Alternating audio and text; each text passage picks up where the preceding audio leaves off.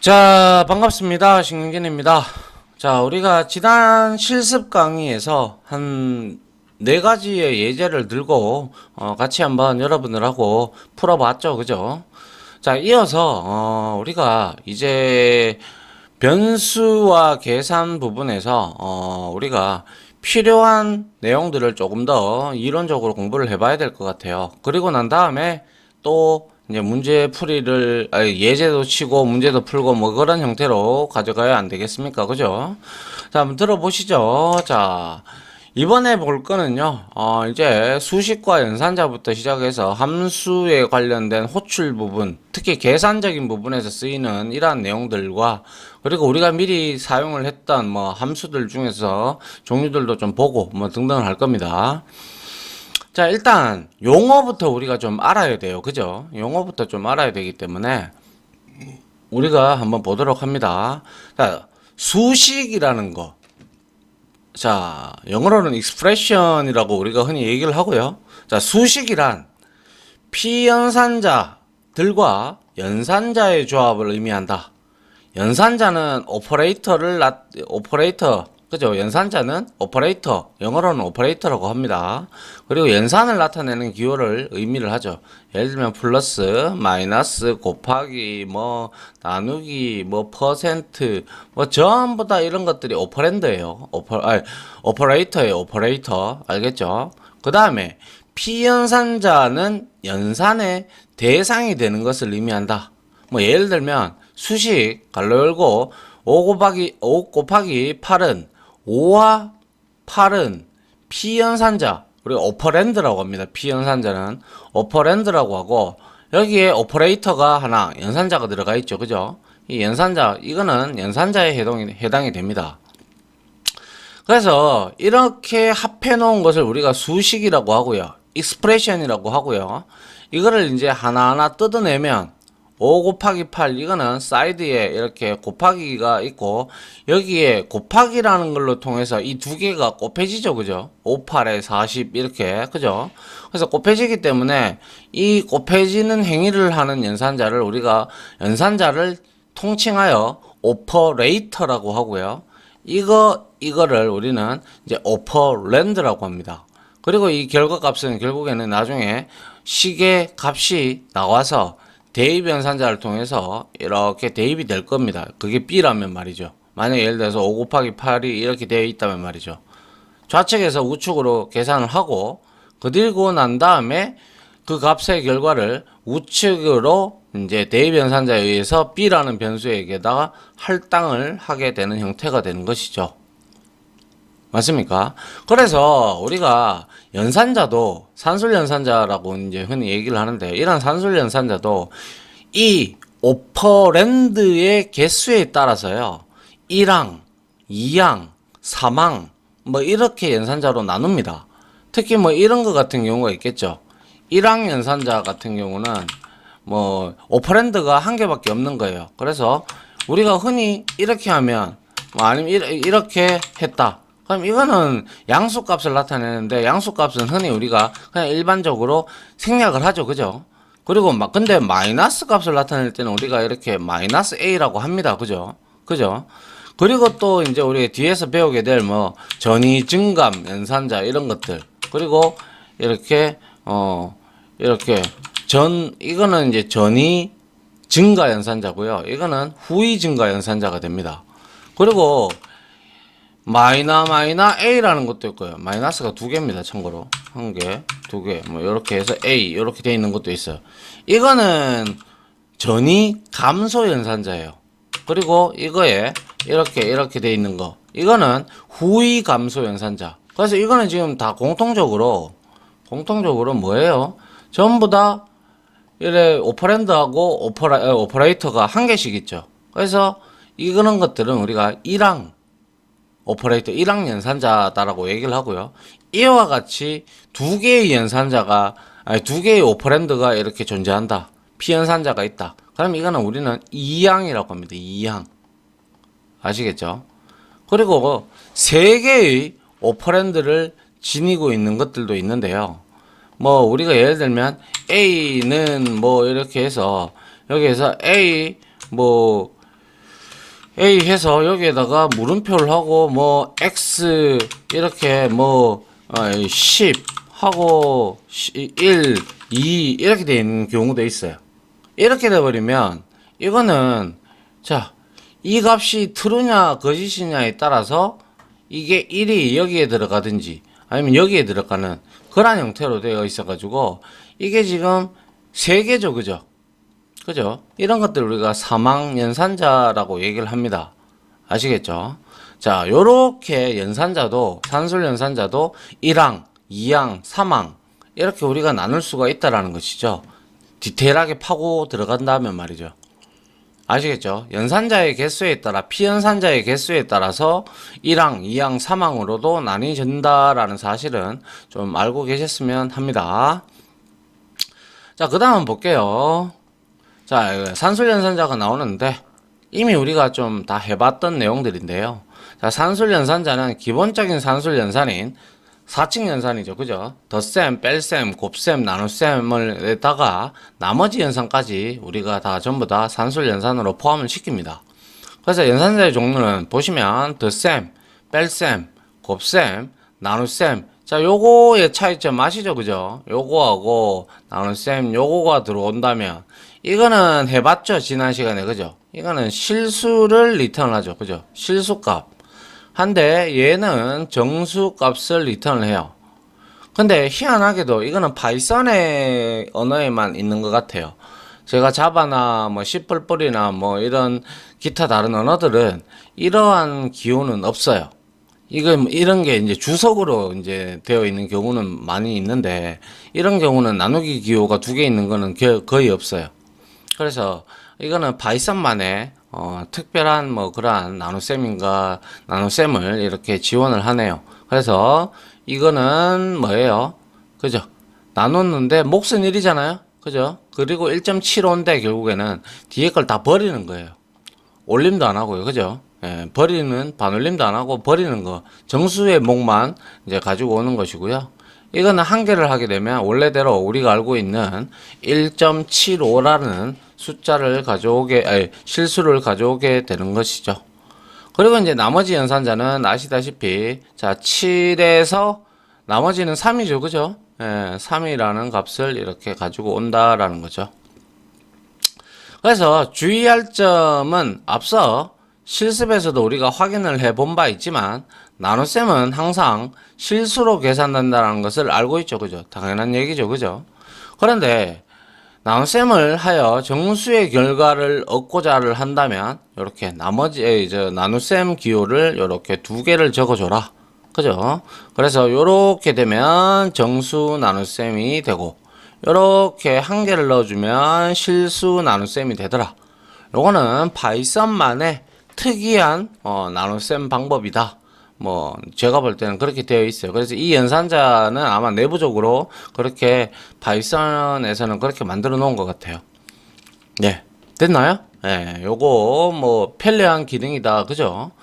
편리한 기능이니까 잘 알아두시면 될 것 같아요. 그죠? 자, 그 다음 볼까요? 자, 그 다음에는 이제 지수 계산하기 이렇게 있는데, 자, 지수는 아시죠? 우리가 2의 n승 하게 되면, 아니면 2의 2승, 혹은 3의 3승, 뭐 이런 것들 위에 있는 제곱, 그죠? 제곱을 구하는 것을 우리가 지수라고 한다. 그죠? 그래서 지수, power라는 함수도 있을 거예요. 아마 여기에. 그런데 power라는 함수, POW로 이렇게 우리가 보통 언어들에는 다 있어요. 근데 여기에서는 파이썬에서는 지수를 계산하기 위해서는 이렇게 곱하기 2개를 연달아 붙이면요 지수가 계산이 돼요. 알겠죠? 그래서 지수를 연산을 하기 위해서는 이렇게 2개를 붙인다. 곱하기 기호를. 그래서 예를 들어 3의 3승을 구하기 위한 수식은 이와 같죠. 3의 3승입니다. 이게. 그러면 어떻게 돼요? 3 곱하기 3 곱하기 3 이래 되는 것이죠. 그죠? 3의 3승. 그죠? 그러면 자 3, 3, 9. 그죠? 그리고 3, 9, 27 이렇게 되는 것이죠. 그래서 27이 나온더라 라는 거죠. 그리고 수학에서처럼 지수 연산자는 다른 연산자들보다 높은 우선순위를 가진다.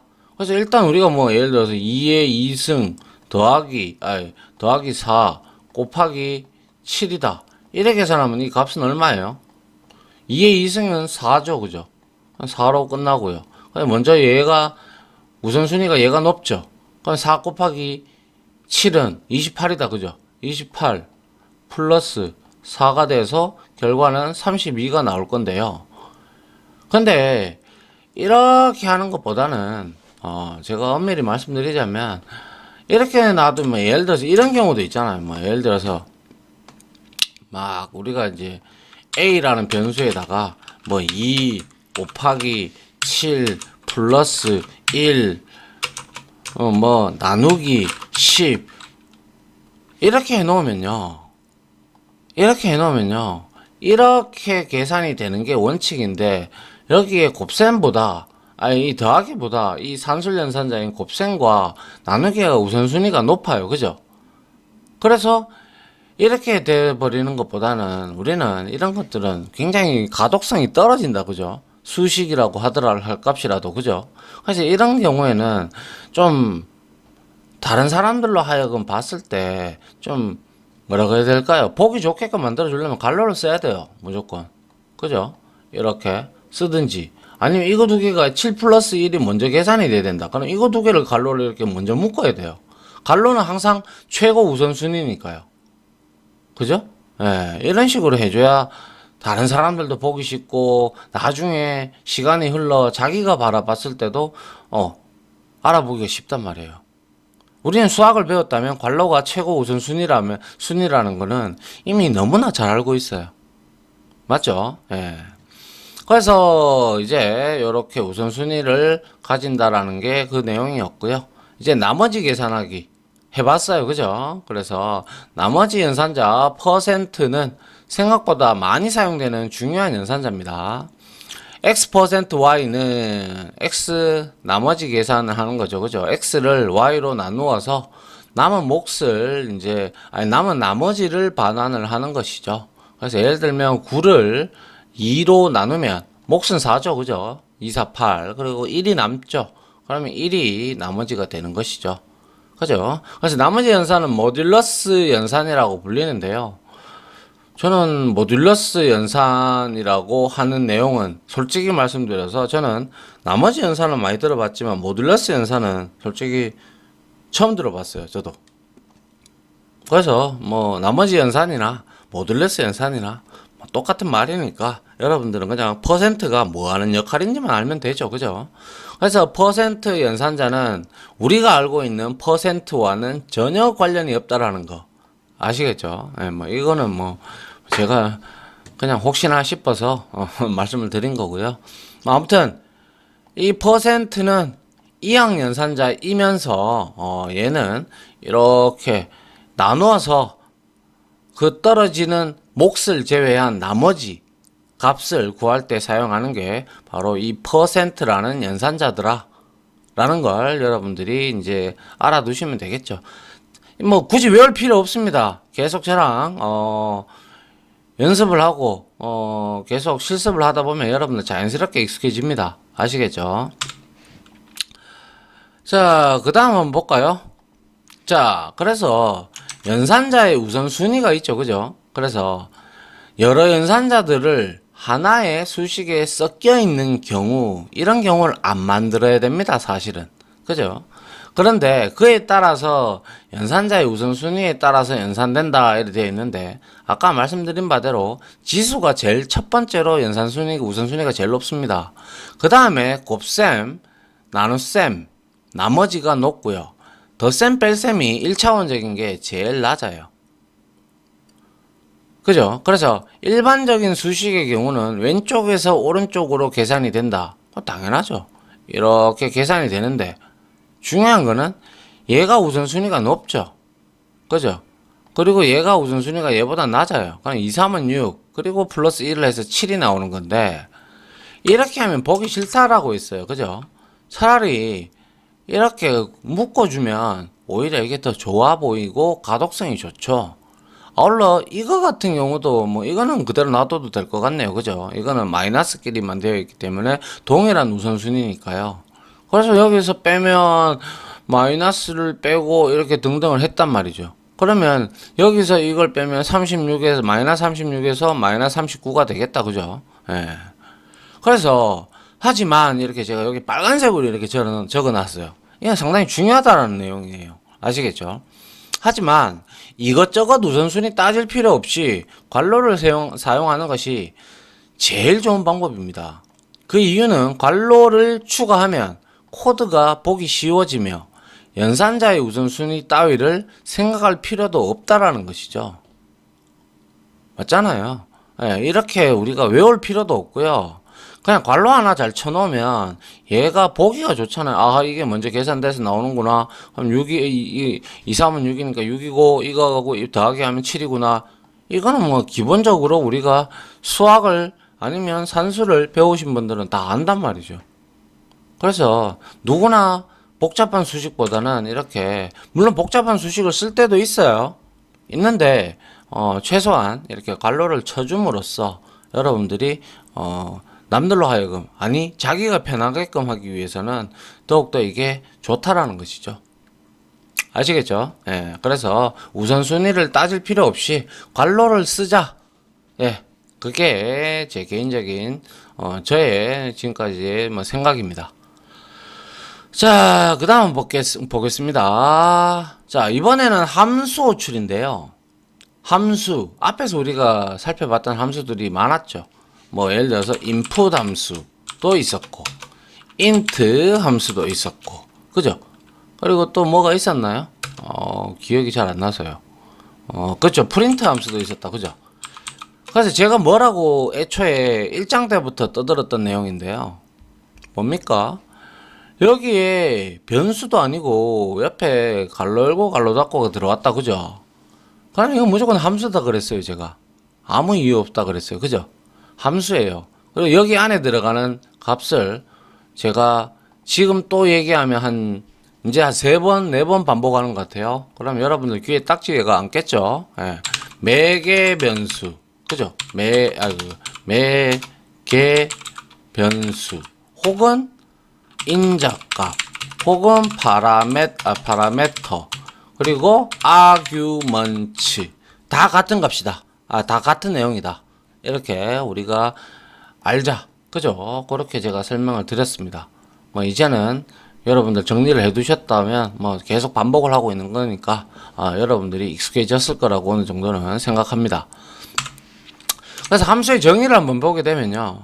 함수란 특별한 기능, 그러니까 우리가 어떠한 기능, 뭐 소위 말해서 어떠한 작업이라든지 뭐 이런 기능을 담당하는 명령어들이 모여 있어요. 그래서 우리가 뒤에 배우겠지만은 함수를 우리가 사용자 정의 함수로도 만들 수가 있어요. 알겠죠? 그래서 우리가 만들어서 우리가 사용할 수도 있단 말이에요. 결국에는 그것 때문에 하는 거예요. 근데 지금은 우리가 초반에 배우는 거니까 기존에 이 파이썬에서 여러 가지 내장 함수하고 수학에 관련된 매스 라이브러리에서 제공해주는 함수들이 많아요. 미리. 그래서 프로그래머들이나 개발자들한테 편의를 제공해주는 그러한 함수들이 많이 있기 때문에 그런 것들을 어떻게 쓰는지, 어떻게 호출하는지만 알면 된다라는 것이죠. 추후에 이제 함수를 우리가 직접 만들고 우리가 직접 호출하는 그때를 배우고 난 다음에 우리가 해도 늦지 않다라는 것이죠. 아직 우리가 뭐 호출할 줄도 모르는데 함수 만드는 법부터 배우면 안 되잖아요. 그죠? 그래서 지금까지 우리가 print, input, int 이러한 갈로 열고 갈로 닫고 붙었어요. 그죠? 함수다. 그죠? 함수를 사용해 왔다. 파이썬이 기본으로 제공하는 내장 함수는 상당히 많다. 내장이라는 게 뭐예요? 막 이상한 막 동물의 이런 그런 내장이 아니고요. 여기 파이썬 안에 이제 담겨져 있다라는 거예요. 파이썬이라는 우리 제일 처음에 파이썬 키트, 파이썬 개발 도구 우리 이제 깔았잖아요. 그죠? 거기 안에는 기본적으로 이러한 내장 함수들이 있다라는 거죠. 그죠? 자, 그리고 계산과 관련된 함수들을 좀 보고 넘어가려고 해요. 어차피 이번 주제가 우리가 변수와 계산이기 때문에 그런 겁니다. 자, ABS. 첫 번째로 ABS인데 얘는 어브졸루트의 약자입니다. 그죠? 어브졸루트는 절대적인 이런 뜻이죠. 그래서 여기에 우리가 여기 이렇게 들어가는 건 매개 변수다라고 했어요. 그죠? 이 값이 들어갔다. 그래서 여기서 음수인가? 그러면 참인 거죠. 그럼 양수로 변환한다. 그죠? 이렇게 되는 거예요. 그리고 이제 3을 나오게 만들어 주는 거죠.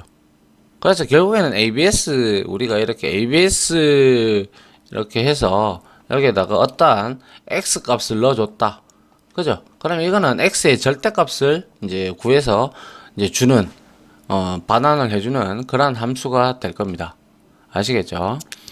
자, 그리고 라운드 함수가 두 번째로 있는데요. 이거는 뭐 엑셀을 공부하신 분들이라면 다 아실 테고요. 그래서 얘는 소수 첫째 자리에서 반올림을 시키는 그러한 역할을 합니다. 그래서 라운드 1.278 하게 되면 얘는 1이겠죠. 그죠? 여기 5 이상이 아니니까요. 그런데 얘는 1.888은 2로 이렇게 나오는 것이죠. 이게 라운드 함수죠. 그죠? 이거는 뭐 우리가 너무 자주 사용을 하기 때문에 잘 알고 있는 내용이잖아요. 그죠? 예, 절대값 ABS 어브졸루트의 약자입니다. 자, 그 다음 볼까요? 그 다음에는 이제 함수 호출 중에서 세 번째. 자, 맥스. 말 그대로 이제 뭐 함수 이름이 이제 맥스죠. 최고값이에요. 그죠? 그래서 주어진 매개 변수들 값들 중에서 최대값을 반환을 하는 거예요. 여기에 10, 50만 줄 게 아니고요. 100, 1000, 만, 뭐 이렇게 언리미티드하게 매개 변수를 줄 수 있습니다. 그럼 그걸 다 받아가지고 얘는 그 중에서 최고값인 여기에서는 지금 현재 두 개니까 50이죠. 그래서 이러한 맥스 값을 리턴을 해 줍니다. 알겠죠? 이거를 뭐 함수를 써서 이렇게 우리가 할 수도 있다라는 것이죠. 그 다음 민 함수. 이거는 또 미니멈이니까 최소다. 그죠? 그래서 매개 변수들 중에서 최소 값을 반환을 하더라. 그래서 여기에 10, 50이 있으면 10이 제일 작죠. 그래서 10이 리턴이 된 거. 만약 여기 1이 이렇게 같이 있다. 그럼 1이 리턴이 되겠죠. 맞나요? 예. 자, 이런 것들이 기본적으로 내장이 되어 있다면, 이제 이런 것들은 우리가 하나하나 이제 알아보면 되는 거고요. 그죠? 써보면 되는 거고. sqrt라는 함수가 있어요. 예. 이거는 뭐냐면, 자, 뭐예요? 제곱근을 구하는 함수입니다. 그래서 여기에 이 sqrt는 우리가 내장 함수보다는 이거는 외부에서 우리가 math라는 거를 math 라이브러리를 from math import asterisk 이거는 전부 다를 이제 가지고 수입하다라는 뜻이잖아요. 그래서 이렇게 한 번만 우리가 해주면 되고요. 그러면 여기에 있는 이 라이브러리에 있는 거를 우리가 정의되어 있는 메서드, 함수나 뭐 여러 가지 내용들을 가져다가 쓰겠노라 이런 뜻이거든요. 그래서 sqrt 4.0을 주게 되면 이거의 제곱 근이죠, 근. 그래서 여기에다가 루트를 붙인 거랑 똑같죠, 그죠? 그래서 이 루트 이렇게 4.0 이렇게 되어 있으면 이거는 결과는 2잖아요, 그죠? 예, 2.0이 되잖아요, 그죠? 예, 그래서 이렇게 2.0이 나온 거예요. 그래서 sqrt와 같은 수학적인 함수들은 math라고 하는 라이브러리에 저장이 되어 있다.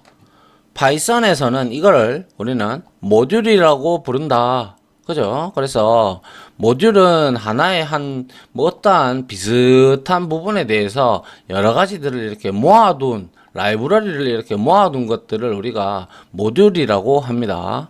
이러한 것들 나중에 우리가 이제 이런 것들도 프로그래밍 할 때 모듈식 프로그래밍 뭐 이런 형태로 우리가 해야 돼요. 그래서 간단하게 말씀을 드리면 뭐 예를 들어서 어떠한 대기업의 프로그램을 만든다. 그러면 대기업은 아니고 기업의 이제 어떠한 뭐 전사 ERP라는 시스템 혹시 들어보셨는지 모르겠지만 그거는 이제 각 부서들마다 이제 이렇게 쓰는 프로그램이 이제 통합이 되어 있는데 이제 전산팀에서 그거를 이제 열어주거든요.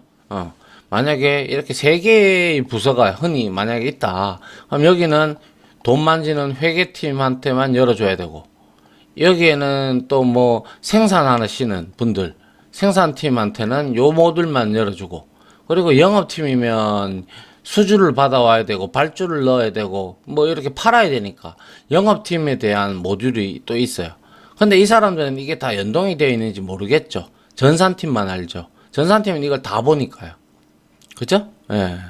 그래서 이런 것처럼 하나의 공통된 특징으로 이제 이걸 하기 위해서 이렇게 모아둔 형태의 개념이 모듈이고요.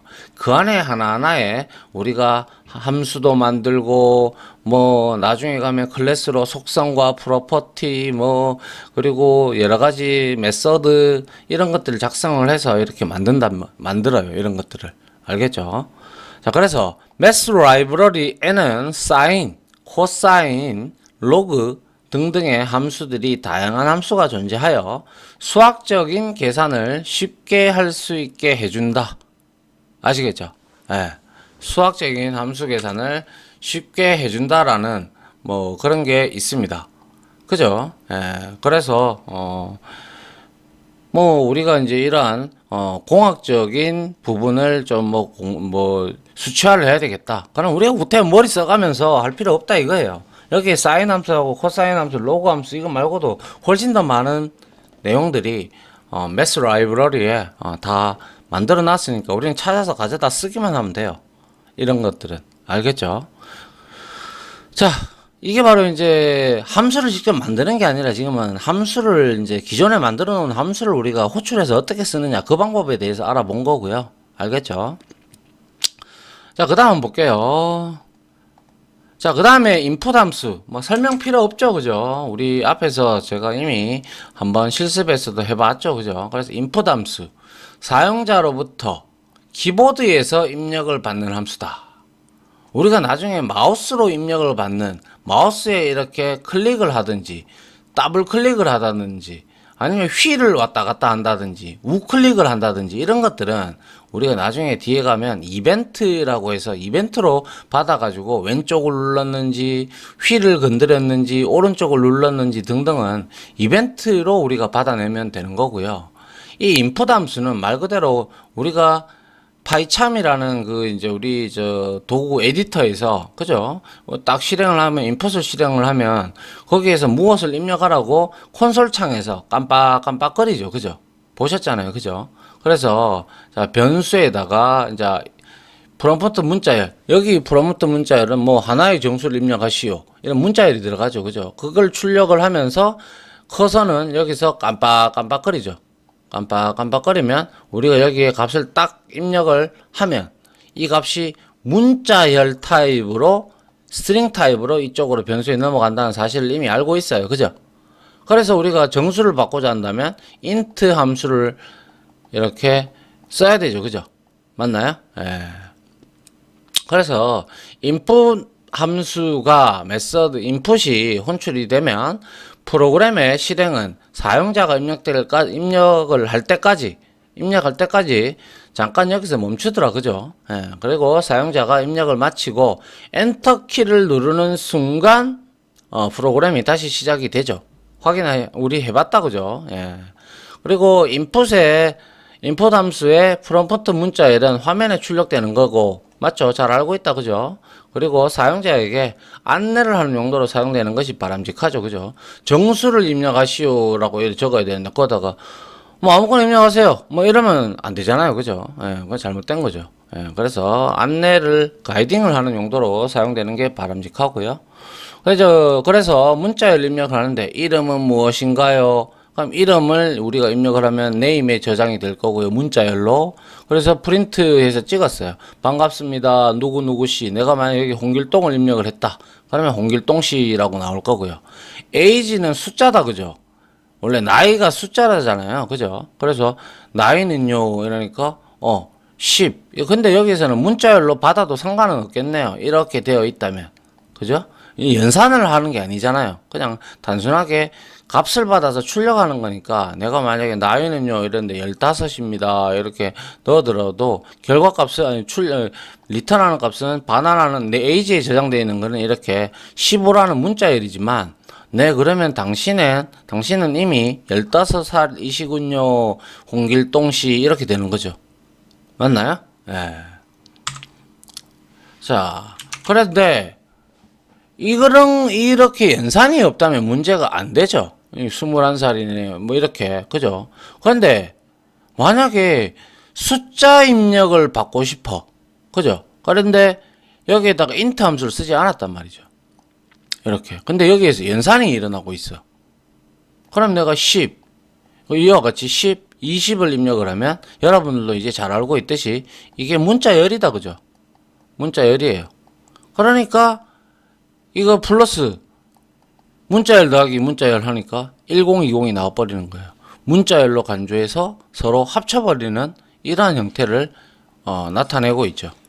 그러면 이렇게 하기 싫다. 이거는 이제 정수값으로 받아야 되니까 이럴 때는 우리가 바로 숫자 변경, 입력 변경 후에는 우리가 int 함수를 이렇게 적어줘야 되겠죠. int 함수를 여기에 값이 나오면 10을 입력을 했으면 그거를 이렇게 문자열로 input 함수가 return 값을 주면 이 int 함수에 의거해서 이거를 제거를 시켜버리는 거죠.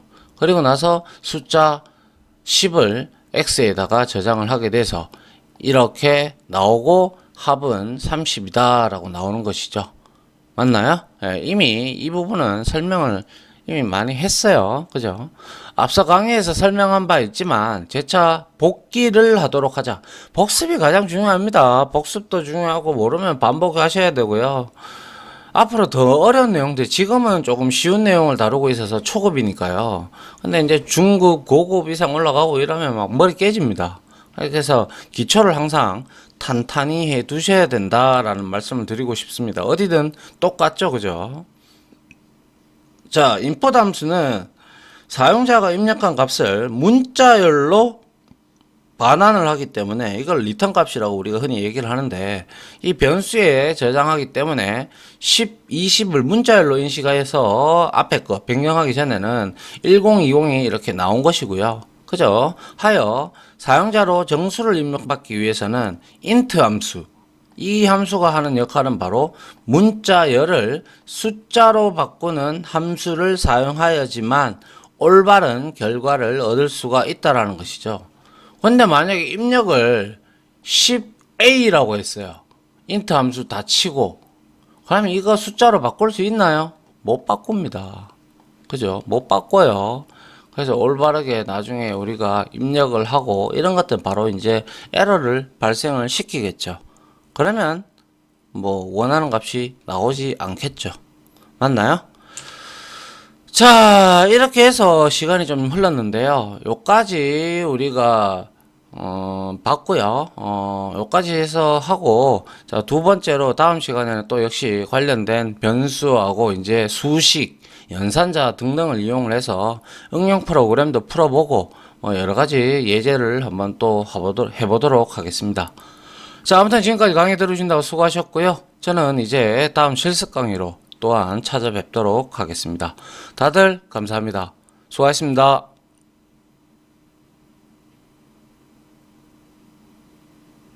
지금까지 보신 영상으로 자신의 실력이 혹시 1이라도 올라갔다고 생각하시면 구독, 그리고 좋아요, 알림 설정은 제가 컨텐츠 제작에 많은 도움이 됩니다. 감사합니다.